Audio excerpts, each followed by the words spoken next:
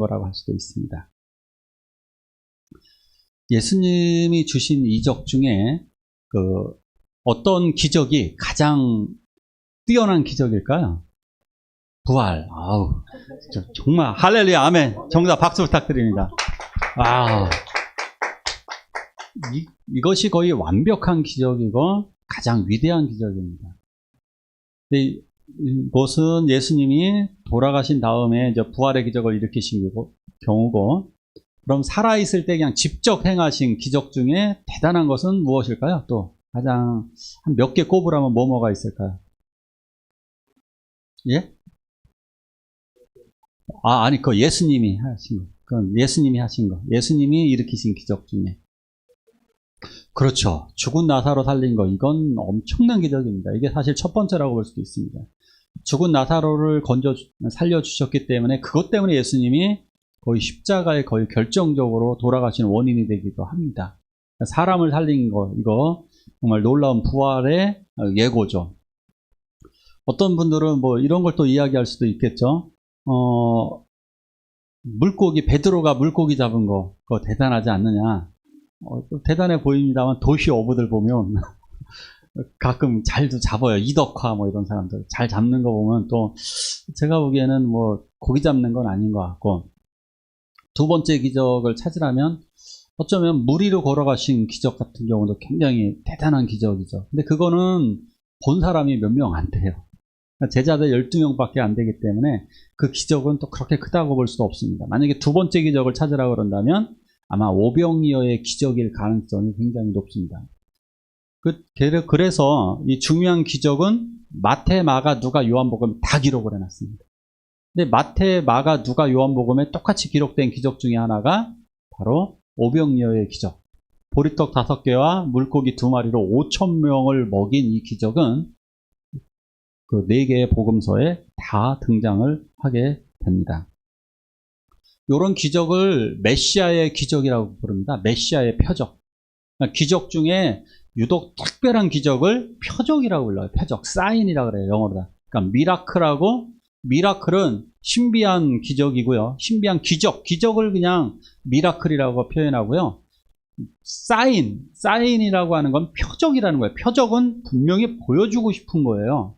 그게 뭐냐? 이걸 메시아의 표적이라고 그럽니다. 그러니까 예수가 이 세상에 메시아로 오신 것을 보여주는 표적이 오병이어의 표적이에요. 그래서 이것은 다른 기적들보다 더 뛰어난 기적이라고 볼 수가 있는 것입니다. 좀 더 넘어가 보면,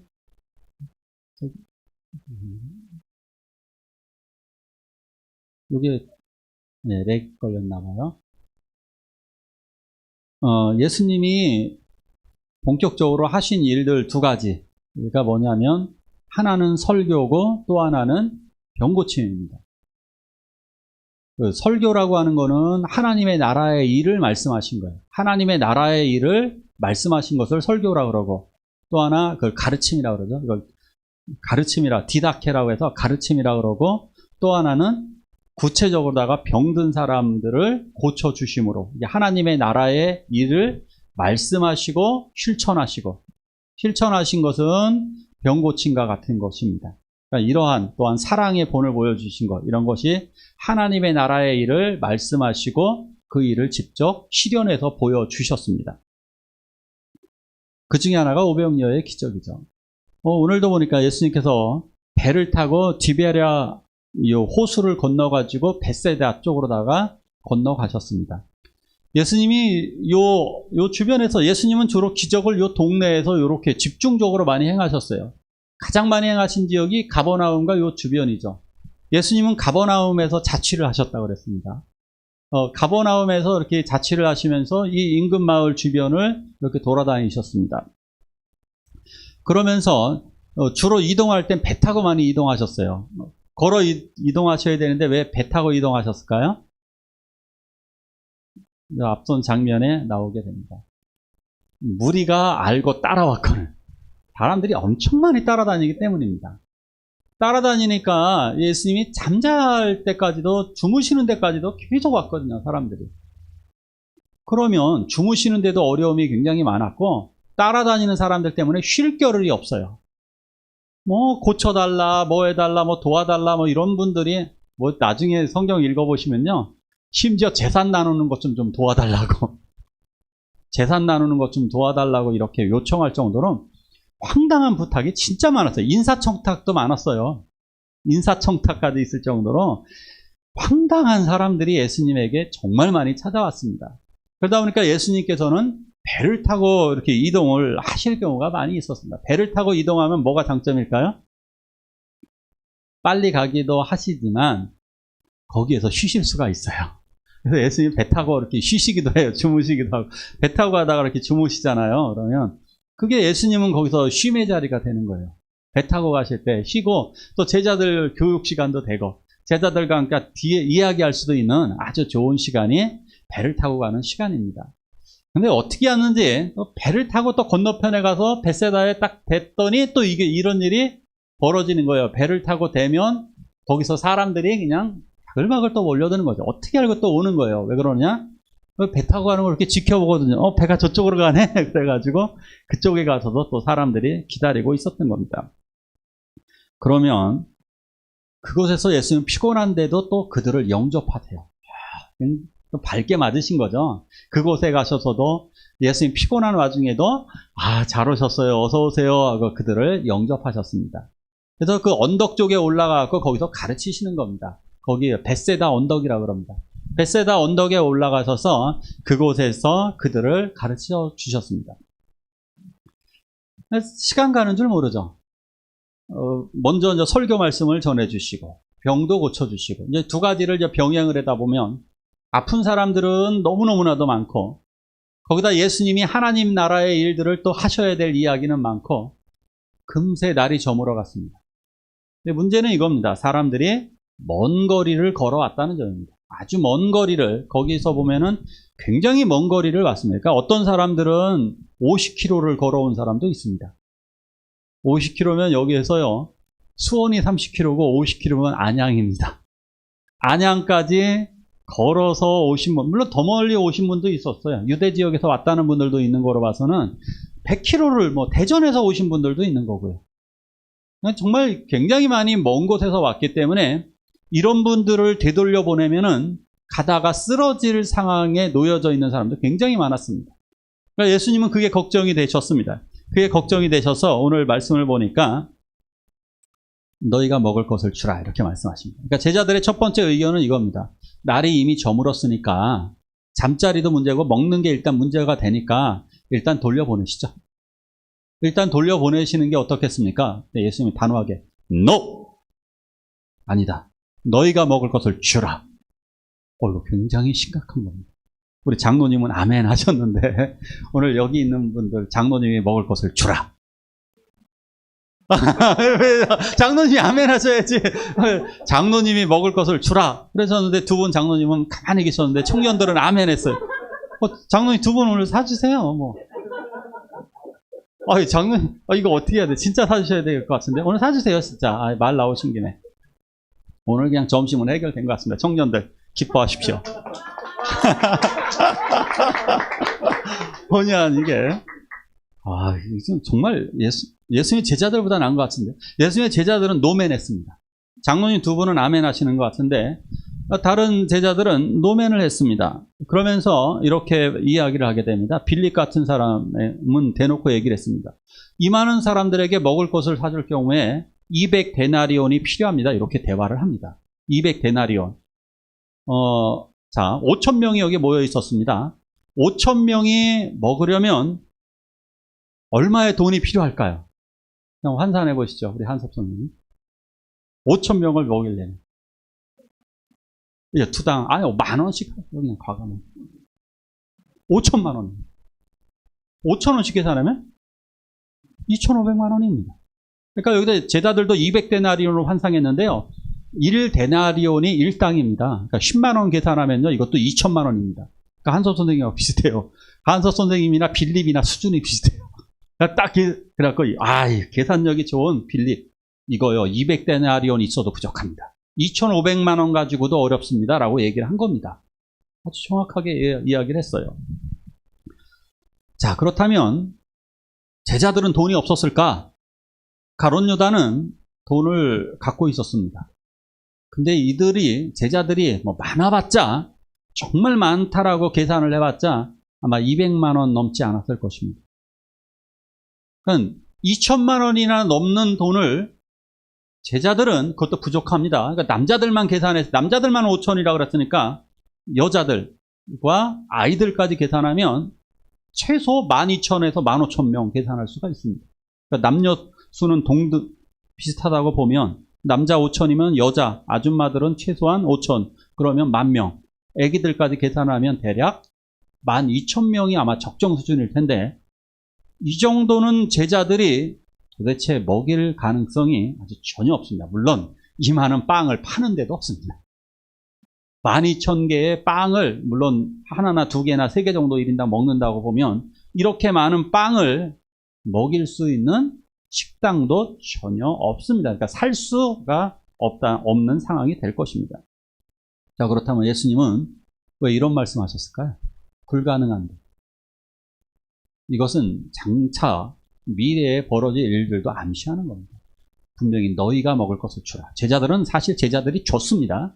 예수님이 빵을 떼어서 사실 제자들이 줬어요, 실제로. 장기적으로다간 이 말씀은 우리들이 받아야 될 말씀입니다. 너희가 먹을 것을 주라. 교회 안에는 가난한 분들이 있습니다.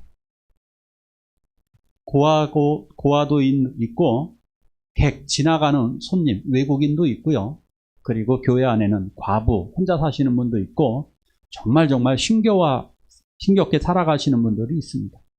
바로 이런 분들을 교회가 도와줘야 된다. 이것을 암시하는 겁니다. 교회가 이들을 먹이는 겁니다. 교회가 먹이는 방법은 두 가지입니다. 첫째는 하나님의 말씀, 생명수를 먹이는 거예요. 하나님의 말씀으로 생명수를 먹이고, 두 번째로 실제적인 먹임이 교회에 필요한 것입니다. 그래서 그것을 보여주는 그 장면 중에 하나가 바로 점심 식사입니다. 사실상 더 같이 많이 드셔야 되는데 점심 식사라도 같이 하시라고 하는 의미가 여기에 있는 것입니다. 그래서 예수님은 그럼 일단 먹여야 되기 때문에 예수님이 또 명령을 내리십니다. 일단 얼마나 음식을 갖고 있는지 너희가 좀 확인해 봐라. 또 보내십니다. 이런 성경은 저는 좀 설교하기 위해서 어쩔 수 없이 마태, 마가, 누가, 요한복음을 다 철저하게 다 조사를 합니다. 이렇게 조사해 보면 이런 내용 다 공식적으로 다 나옵니다. 일단 얼마큼 음식이 얼마나 있는지 빵을 조사하러 보냅니다. 조사하러 보냈더니 이제 12명이 쫙 퍼져서 조사를 하는 겁니다. 혹시 여기에 빵 있으신 분? 빵 가져오신 분? 손 좀 들어주세요. 놀랍게도 어린아이 하나가 손을 딱 들면서 있습니다. 딱 확인해 보니까 보리빵 5개, 그리고 고기 2마리였습니다. 물고기 2마리가 딱 있었습니다. 예수님은 그것을 여기 마태복음 14장을 보니까 이르시되 그것을 내게로 가져오라 말씀하십니다. 그것을 내게로 가져와라. 근데 여기서 한번 의문을 한번 삼아보자고요. 12,000명 중에 정말 그 어린아이밖에 없었을까요? 분명히 저는 10명은 있다고 봐요. 10명. 어른 중에 누군가, 그죠? 10,000명의 어른 중에 누군가는 갖고 있지 않았을까요? 적어도 여기 하나 정도는 있었을 것 같아요, 주머니에. 그런데 꺼내놓지 않았을 것 같아요. 이럴 때 꼭 누가 꺼내나요? 아무것도 모르는 어린아이만 혼자 손을 탁 드는 거죠. 저는 있는데. 이런 거죠. 자, 근데 이걸 가져와야 되는 문제가 생겨요. 자, 예수님이 원하신다라고 얘기를 했겠죠. 예수님이 가져오래. 그러면 예수님이 먹겠다는 얘기로 들렸을 거예요. 어린아이나 그 부모에게는. 그러면 이거 어린아이가 이제 결단을 해야 돼요. 너 이거 줄래? 그럼 애기들 먹자. 그러면 끝나는 겁니다. 안 돼. 막 아이가 울고 내가 먹어야 될 건데 뭐 이럴 수도 있죠.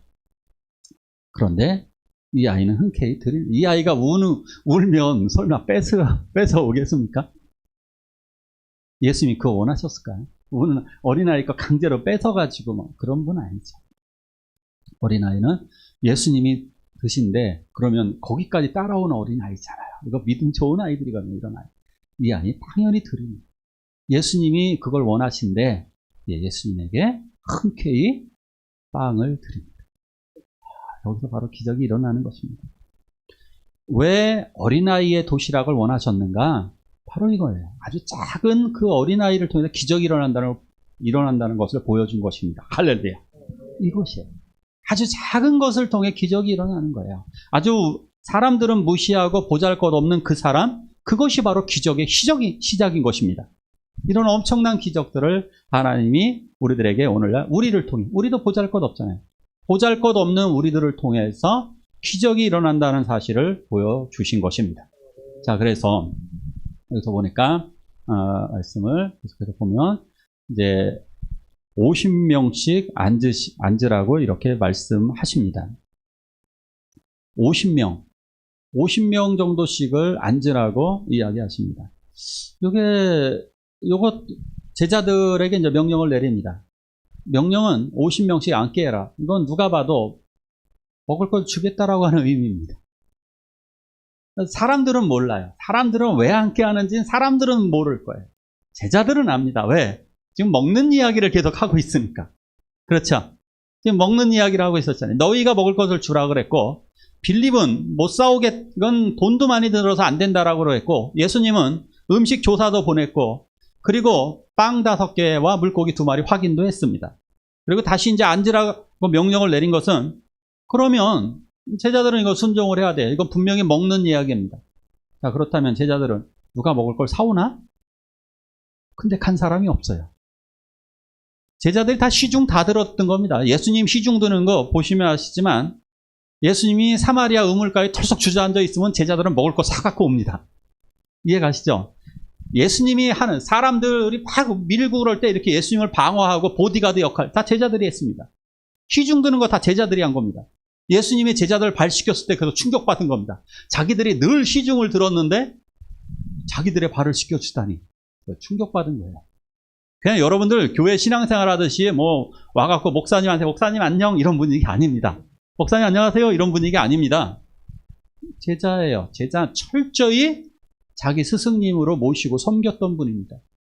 자, 그러면 이거 정말 순종하기 어려운 장면인 거예요. 이것도 50명씩 앉아가지고 좀 뭐 하려는 거지?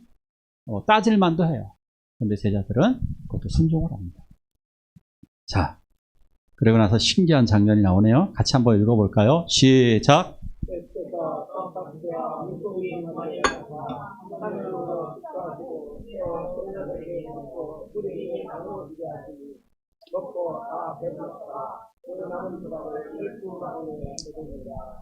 아멘. 예수님께서 보리빵을 하늘로 딱 높이 쳐드십니다. 커봤자 요만했을 겁니다. 아주 작습니다. 여기서 물고기라고 번역한 단어도 분석을 해보니까 멸치같이 작은 물고기라고 합니다. 멸치 정도 됩니다. 2마리잖아요. 근데 왜 멸치를 같은 작은 고기를 왜 거기다 왜 넣었을까요? 뭐죠 이건? 반찬입니다. 이게 반찬이에요. 그러니까 빵은 좀 밍밍하니까 고기다가 멸치 같은 그 작은 물고기 이렇게 먹어서 간을 조절하는 거예요. 이게 반찬과 같은 역할을 하는 거예요. 이게 소스 같은 거예요. 소스 같은 거. 가난한 사람들, 이게 빵이 전형적으로 가난한 사람들이 먹는 보잘것없는 빵이에요. 그 빵도 그 뜻이 막빵, 그 우리나라 치면 개떡 그런 거예요. 아주 잘 안 먹는 빵이죠. 가난한 사람들이 먹는 빵입니다. 보잘것없어요. 빵도 보잘것없고 멸치 같은 고기도 보잘것없는데 그걸 양손에 딱 드시고, 자 보십시오. 뭐라고요? 하늘을 우러러. 거기서 축사라고 하는 단어도 율로게오라고 하는 헬라어 단어가 뭐냐면, 율로게오라는 단어는 감사하다, 축복하다 이런 얘기예요. 감사하며 축복하는 거 뭐냐면 하나님 아버지 찬양하다는 뜻도 있어요. 감사합니다 뭐 이런 거예요. 약간 좀 어떻게 보면 오버하신. 아니 진짜 웃겼을 거예요. 이 장면 보면. 그러니까 이상한 애기가 먹는 작은 빵 하나 들고 멸치 같은 거 하나 들고 하나님 아버지 감사합니다 뭐 이러는데, 예수의 제자들 정말 그건 진짜 아닌데 이거 뭐 제자들이나 어쩌면 주변에 있는 분들 진짜 좀 웃겼을 거예요. 아니 바구니 같은 거 빵 이렇게 갖다 놓고 감사기도 하면 좀 그래도 뭐 어떻게 될래나, 잘하면 나한테 목이 뭐 떨어질래나 이렇게 하는데, 그건 예수님 혼자 먹어도 부족한 양이에요. 예수님 혼자 드셔도 부족한 양을 그럼 혼자만 드시겠다는 건가? 진짜 황당하게 뭐 이러는 게 딱 나오는 거죠. 바로 이것입니다. 감사가 기적을 만듭니다. 찬양이 기적을 만드는 거예요. 감사와 찬양이 여기 들어있는 거예요. 하나님 감사합니다. 이런. 제가 이제 밥을 혼자 먹어야 될 때가 가끔 또 있죠. 이제 혼자 먹어야 될 때가 있으면, 남자분들, 우리 장로님들은 많이 경험하실 거예요. 그 남자 장로님들 같은 경우 혼자 이제 식사를 딱 드십니다. 어떻게 드실까요? 요리를 해가지고 맛있게 상을 딱 차려놓고 드실까요? 김치와 대충 딱 드실까요? 김치와 뭐 반찬 두세 개 꺼내놓고 그냥 대충 드실 겁니다. 라면 끓여 드시든지. 저도 그렇게 먹습니다. 솔직하게. 저도 대충 먹습니다. 김치와 반찬 두세 개 꺼내놓고 대충 먹든가 라면 끓여 먹든가 그렇습니다. 근데 이거 하나는 확실하게 합니다. 제가. 혼자 먹을 때일수록 감사기도를 더 자신 있게 합니다.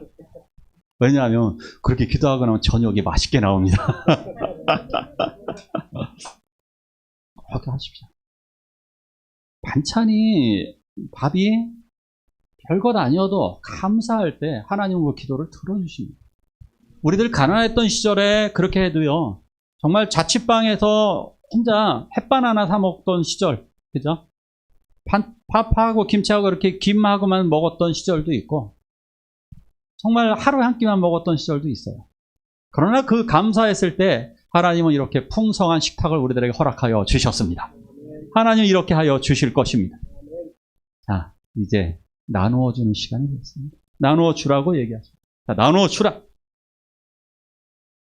직접 이제 제자들에게 주님이 떼어서 줍니다. 놀라운 일이 벌어집니다. 떼어서 주는데 계속 떼어서 주시는 거예요. 이게 그리스도의 능력이죠. 계속 떼어서 주. 못 믿을 것 같아요. 예수 잘 안 믿는 분들은. 아니, 이게 이런 일이 어떻게 벌어지지?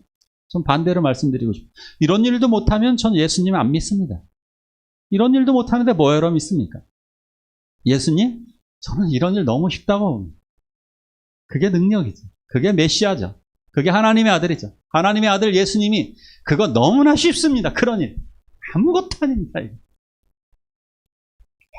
계속해서 떼어주고 제자들은 그것을 가지고 품에 안고 달려가서 사람들에게 나눠주기 시작합니다. 그러자 어떻게 되어졌습니까? 나눠주게 하시니 먹고 더 배불러더라.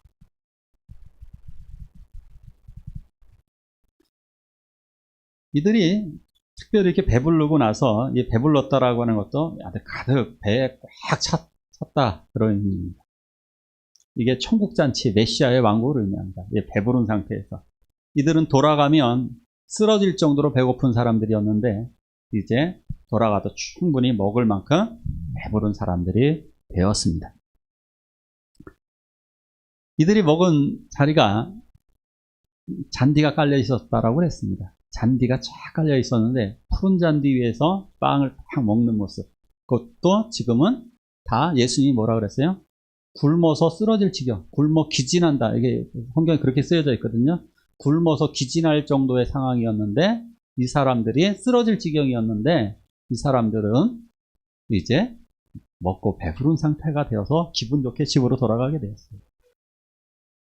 이게 예수 믿는 사람들의 풍성함. 그래서 여호와는 나의 목자시니 내가 부족함이 없으리로다. 그가 나를 푸른 초장에 누이시며 쉴 만한 물가로 인도하십니다. 푸른 초장에 누이신다. 양들은요, 배고프면 눕질 않는답니다. 양들은 배고프면 눕질 않는다. 먹어야 눕는다. 풍성히 먹었을 때 그제서야 딱 눕는다는 겁니다. 바로 주님이 이 장면을 우리에게 보여주셨어요. 여호와로서, 여호와, 구약의 하나님의 이름입니다. 하나님의, 성부 하나님의 이름이 여호와입니다. 여호와는 나의 구원이시다를 두 글자로 예수, 두 글자로 줄이면 예수, 여호와 하나님이 바로 나의 구원, 나를 영원 구원을 주신다. 바로 예수, 그 예수님이 나를 이 하나님의 말씀으로 먹이시고 실제적으로 우리들에게 먹이시는 분이심을 믿으시길 축원합니다. 우리들은 이러한 것을 경험을 했습니다. 캄보디아에 6번의 선교를 갔었고 인도네시아에 2번의 선교를 갔어요. 물론 또 한 번 더 가신 분들도 있고 그랬고 3번, 그래서 9번의 선교를 갔습니다. 우리 갈 때마다 우리는 돈도 없었고 사람도 지원자도 없었어요. 근데 그럴 때 기도할 때마다 하나님께서 여러분들을 통해서 또 하나님이 여러 가지 손길을, 주변의 손길들을 통해서 그때마다 필요한 돈도 공급해 주셨고 사람도 공급해 주셔서 우리는 함께 선교도 했습니다. 이런 일들을 우리 힘으로 할 수 없지만 하나님이 이루심을 우리는 경험하였습니다. 그리고 주님께서 이렇게 더 말씀하십니다. 그 음식들을 다 거두라. 거두니까 어떻게 되었습니까? 예, 12바구니에 가득하게 되었습니다. 거두어 드리는 것. 왜 거두어 드릴까요? 남은 것은 바로 제자들의 몫입니다. 그 당시에 관습에 의하면 봉사한 사람들이 남은 것은 가져가게 되어져 있습니다. 우리나라도 이런 거 있죠? 남의 집에 가서 이렇게 옛날 잔치 벌어지면요. 잔치에 가서 열심히 이제 음식을 만들어주면 한 접시씩 좀 같이 가고 이런 게 있었습니다. 봉사한 사람들에게 분깃을 나누어 준 겁니다. 이게 바로 이것도 상급, 천국의 상급을 의미하는 것입니다. 영적인 의미로는 천국에서 우리 봉사한 사람들은 하나님께서 그렇게 상급을 주실 것이다. 자, 그렇다면 제자들은 이 음식을 또 어떻게 했을까요? 분명히 누군가와 또 나누게 될 것입니다. 그것을 누군가와 거두어 드린 음식을 또 나눌 수 있는 그 기회가 생기게 되는 것입니다. 오병이어의 기적을 재현하자. 예수님이, 이 주체는 예수님인데 예수님이 이제 음식을 띄워주게 되죠. 그 나라의 특징은 이겁니다. 이스라엘에서는 이제 식사가 시작되어질 때 가장이 먼저 빵을 쪼개갖고 이렇게 떼어줍니다. 그러니까 중국도 이런 문화가 있죠. 중국에서 이렇게 식사하신 분들은 아시는데 중국에서도 이렇게 음식을 이렇게 아끼는 사람에게 이렇게 덜어줘요. 덜어주면서 이렇게 식사가 시작이 돼요. 이런 부분들을 있어요. 이스라엘에서도 먼저 주빈, 그 주인이나 주빈 거기에서 그분이 이렇게 띄워줍니다. 식사 자리에서 가장 높은 사람이 이렇게 띄워주면서 식사가 시작되는 거예요. 예수님은 이것을 보여주셨습니다. 성찬식 때도 또 한 번 더 보여주시게 되죠. 띄워서 주십니다. 그리고 자기의 몸을 주실 것을 암시적으로 보여주시는 것입니다. 이 식사, 이 아름다운 자리 한번 생각해 보십시오. 제자들이 딱 앉아 있는데 공동체가 모두가 앉아 있는 그 자리에, 자, 그런데 여기서 아주 귀중한 것이 하나 있습니다. 사람을 얼마큼씩 앉게 했을까요? 50명 정도씩 앉게 했습니다. 50명씩 앉아서 그들은 어떻게 하면서 빵을 먹었을까요? 그들의 장면을 생각해 보십시오. 떠들면서, 그것도 웃으면서 그들이 함께 충분히 먹었을 것입니다. 이 장면들 한번 보십시오. 얼마나 깊은, 그 전까지는 그들은 다 따로따로 앉아서, 그죠? 따로따로 앉아서 예수의 말씀을 듣고 있습니다. 서로의 관계가 별거 아닙니다. 아무 사이도 아닙니다. 그런데 그들이 50명씩 앉는 순간 그들은 하나의 공동체, 식구가 되는 겁니다. 식구란 뜻 알잖아요. 같이 먹는 사람이 식구잖아요. 그들이 함께 먹으면서 그들은 이야기를 하는 거죠. 어디서 오셨어요? 어디서 오셨어요?